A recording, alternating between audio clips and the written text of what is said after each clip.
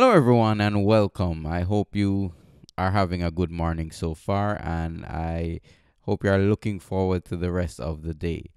Okay, today we have some very interesting price action that happened in the S&P 500 and the US stock indices, and we're going to speak about that because we could be potentially at a turning point in the market if we don't overcome certain areas. So we're going to speak about the fact that could we be at a top in the stock market.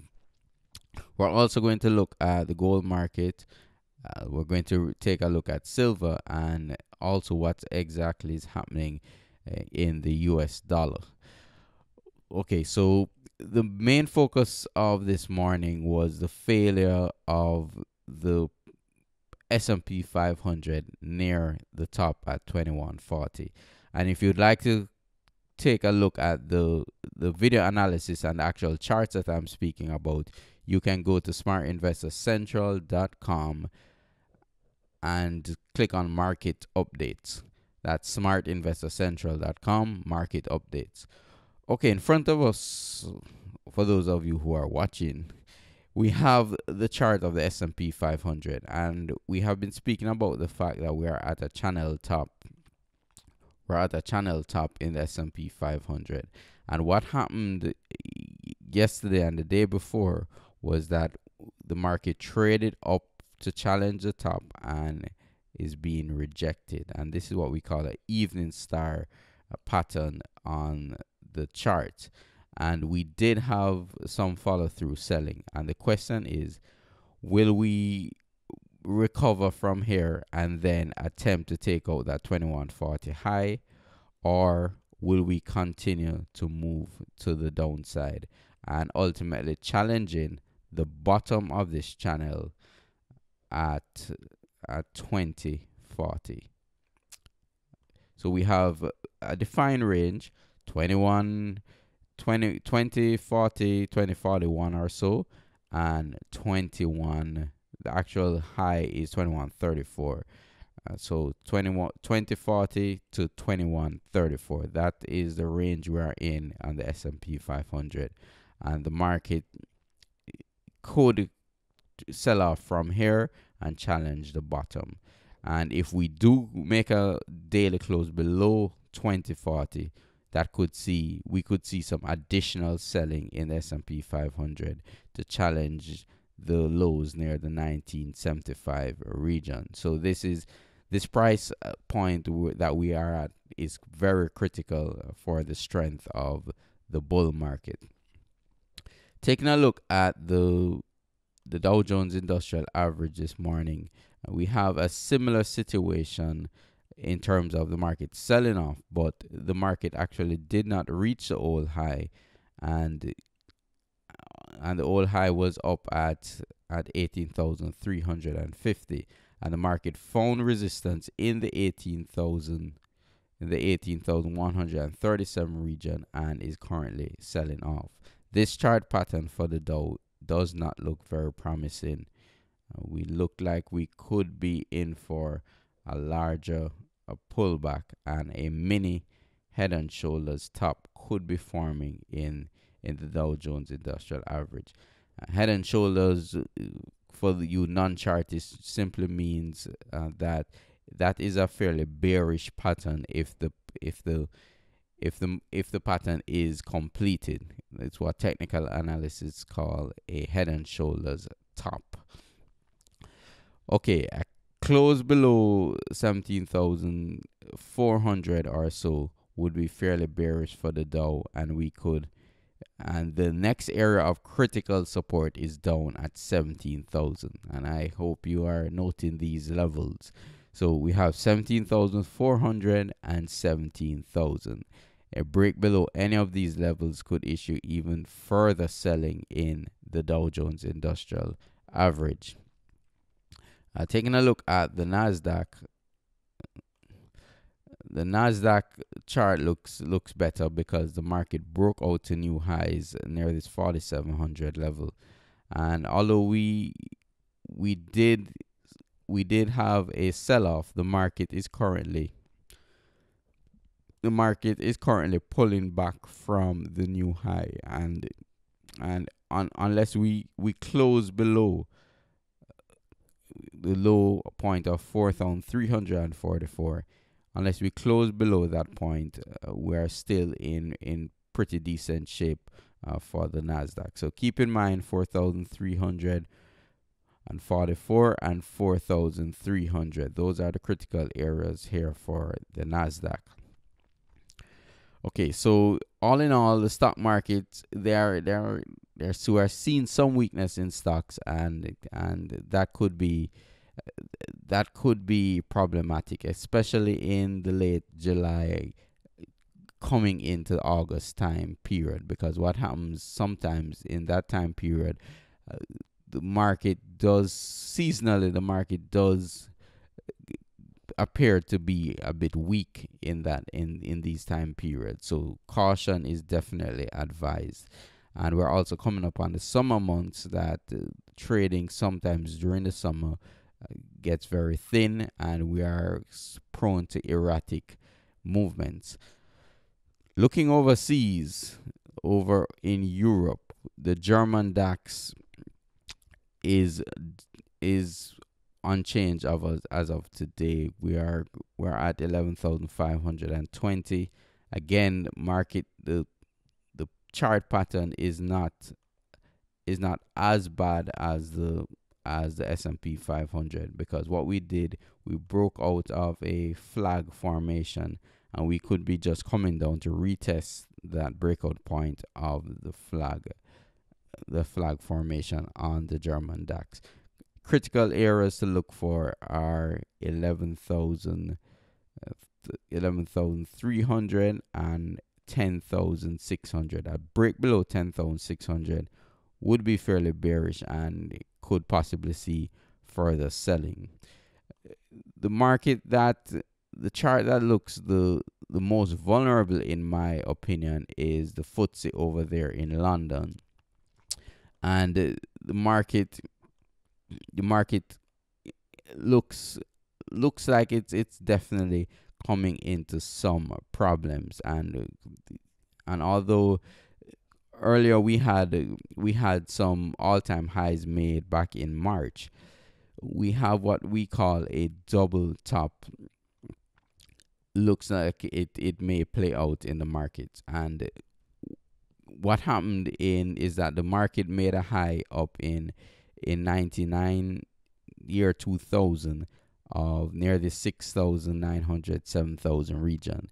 And what is happening is that the market tested that level earlier this month or earlier this year, and is now being rejected from that level. So if you can just picture a ceiling, the prices went up to the ceiling, came down, and are approaching the ceiling again, and it's being rejected at that ceiling. And the last time, the first peak was made in 99 2000, and now we're in 2015. So it took basically 15 years to reach this level again, and we're seeing considerable resistance here in the FTSE. For me to get more confident in this chart of the FTSE, we have to see a clean break and a close above the 7,100 level. If that does not occur, we are vulnerable below that point, and a close below 6,200 on the FTSE would be extremely bearish, and folks with shares in the UK need to pay attention to what is going on over there in the FTSE. Okay, this morning, taking a look at the US dollar. The US dollar is down on the day so far. Market is encountering resistance in the 98 level, and this resistance is holding in the US dollar. Are we at a top, or did we top out in the US dollar in March? And that is the raging debate. Are we going to see a return to the highs that were made in March of this year? And the market attempted to recover from May up to the end of May, but the recovery stalled out at 98 and declined into June down to 94 and attempted a rally again up to 98 region and seems to be declining again. So that 98 level is proven to be significant resistance in the US dollar. Taking a look at the gold market, we see that gold is recovering ever so slightly at 1101.52 on the cash market, and this is after the huge decline that occurred over the last 7 days, where gold broke out of a consolidation pattern, triggering, I can imagine, a lot of stops down by that 1140, 1120 region. And the market is not selling off so far. And this is normal when we break out of certain levels. What happens is that the market could recover for a little bit and then continue to decline. So the gold market looks fairly bearish to me, and we could see further declines in gold down to 1,000 and even as low as 900 or 951 in the gold market. So that's something to keep an eye out on. Taking a look at silver. The chart of silver looks similar to gold, where we have recovered slightly on the morning.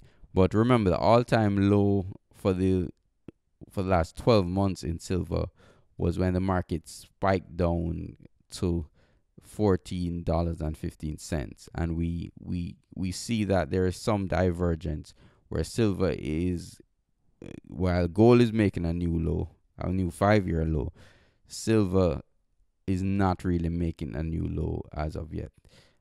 So that's something to keep in mind. But it's also fairly bearish.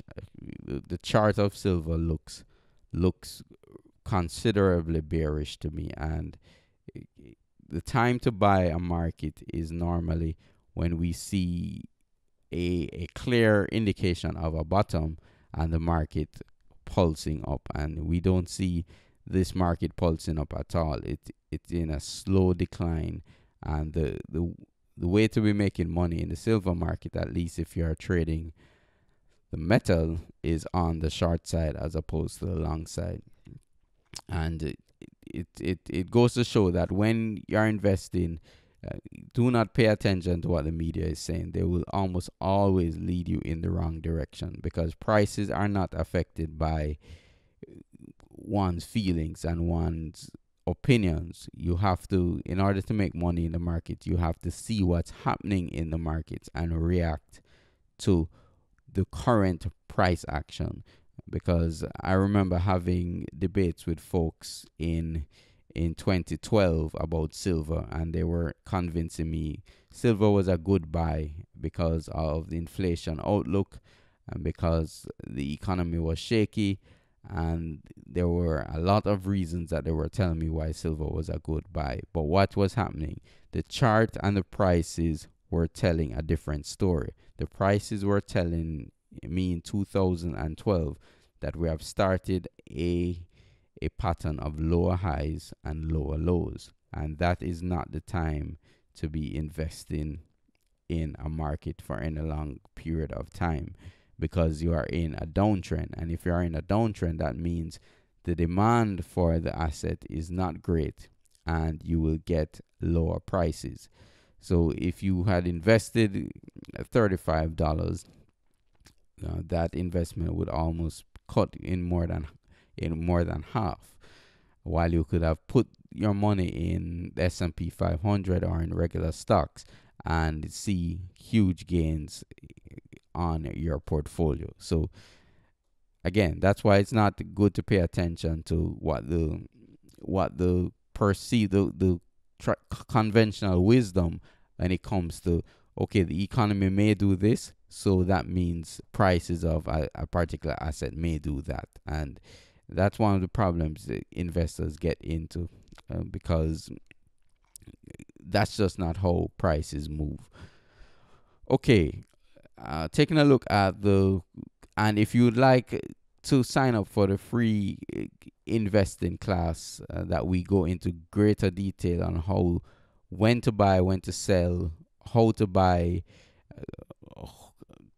what to look for when to buy a particular asset, what to look for when to sell, you can go to smartinvestorcentral.com and pick up that free course on the right hand side. It will go into greater detail of the steps to take before you buy, or the steps to take before you sell a particular stock or a particular asset. Because one of the problems that investors have is that they aren't sure when to buy and aren't sure when exactly to sell.